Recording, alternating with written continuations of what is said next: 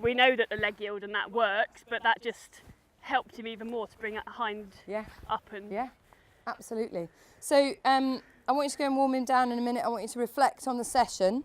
I want you to think about the key points that you're going to take out of the session, and then we need to agree on some homework.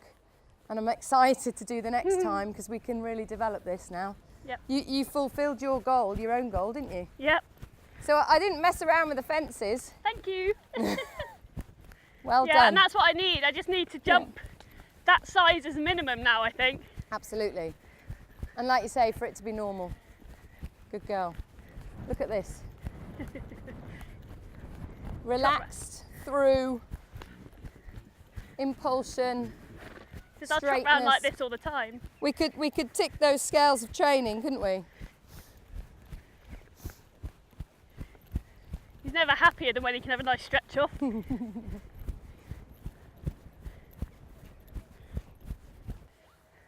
do you think?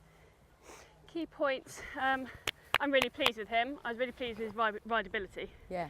Stand. Oi. Quite pleased with his rider. She does all right. She does. Yeah, really pleased with how, you know, he was listening and waiting, you know, to what I wanted him to do rather than him thinking he knows best, which we know he thinks he does. Yeah. That's sometimes when he's a little bit not quite understanding.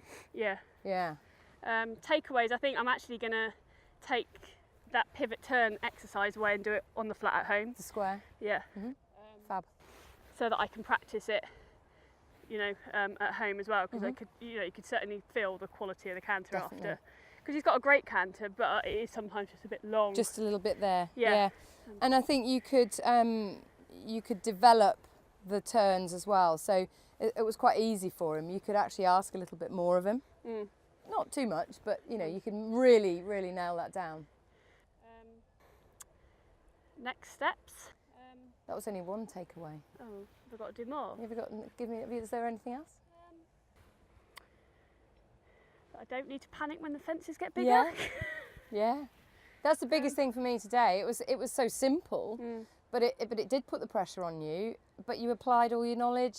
Yeah. And look, I think that's the thing now, isn't it? We've been training for so long that I now just need to put it into practice and just get out and do it. But you did it. Yeah. You applied your knowledge.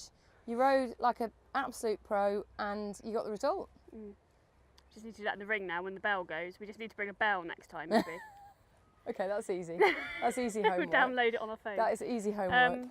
No, but that's one thing that I did practice at the weekend when I did the riding club thing, was just not panicking when the bell, and I've got the video that I'll show you, but I just used all of my turns and all of my space and didn't just go, oh my God, I'm going to get time penalties, because he's not going to get time penalties. No.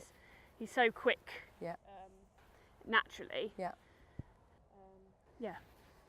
For me, one of the things that I thought was really valuable was that square exercise, but it was actually very valuable now at the beginning of that last round that was quite a hard round, and it gave you some time and a bit of focus in terms of when the bell's gone before you start your round.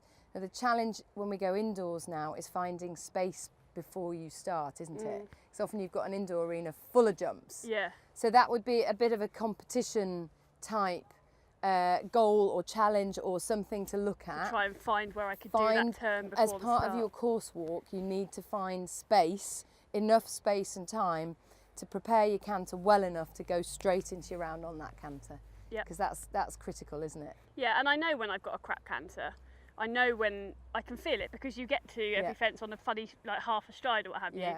And I know what I need to do. It's just sometimes remembering to just kick it up. But if we can start as we mean to go on, it makes life an awful lot easier. Absolutely fantastic. And actually, my progression for you would just be to up the ante again a little bit more, even, you know. But I couldn't be happier with today. I thought that was fantastic. Yep. Well done. Thank you. Good girl. It's all right. It's not. It was easy for me. Yeah, it was brilliant. He was really good. Yeah, I think we've got quite a few things to take away from that. Lots of homework to go and work on to improve it even further. But yeah, I'm just really pleased with him today. So like my confidence is booming. That was just, you know, a great lesson. Certainly given me lots to work on, and you know, to not have the worry when the fences get to a certain height. Oh, you know, be a wimp and not be able to jump them. He's certainly proved that we can jump them. Next objectives would be to get out there and just get some miles under the belt doing the rounds. We've been training for a good few years now, and it's just putting all of that into practice. I know it's there and I know it's in the back of my mind. It's just actually using it. That when that bell goes, I don't just go into panic mode and I've got to get round as quick as possible. Yeah, with Amy's session just now, I couldn't be happy with that. The targets or the challenges she set me at the beginning of the session were really clear, actually. We've worked very hard on the technical with her, and she's very good at it. She's very responsive. She's good at feeding back. She's good at applying. As she clearly said, when the fences are bigger, sort of around the 115, 120 mark, things change in her head. And then the things that she knows to do go out the window a little bit. And our objective today was to see that she could maintain her skills with the fences at a higher level. So it was very easy for me, actually, just to go, okay, I'm going to pop everything up to where we need to be working and have them out there so that she's looking at them. We're not building up, they're there. She's capable of it. The horse is capable of it. We warmed up. We did our homework at the beginning and we went straight in, and it really worked. As I am coaching her regularly, it's absolutely the best part of my job when I see all the hard work that's been put in pay off like it did just now. And I'm buzzing as much as she is, which is why, riding and coaching I get equal amounts of excitement from, and it's just brilliant to see her feeling so confident. What I would like to see is that she continues that work at home on the flat, definitely, and that she can put the work that we've done today in a sort of a less pressure situation. It's not a competition. We have gone straight in at a good level. I'd like to see her be able to repeat that in the ring. So one of the things we already addressed as homework was a tactic to create a really good canter using a flat work exercise that we'd done during the session in the ring.